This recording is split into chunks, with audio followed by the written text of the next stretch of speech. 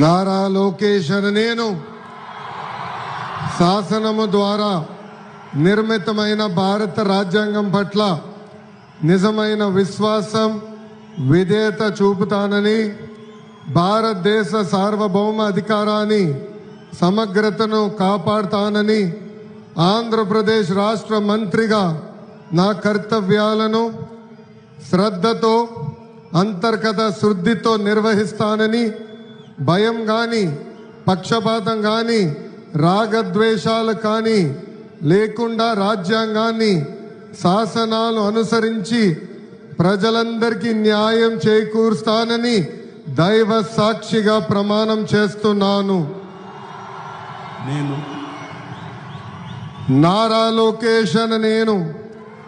ఆంధ్రప్రదేశ్ రాష్ట్ర మంత్రిగా నా పరిశీలనకు వచ్చి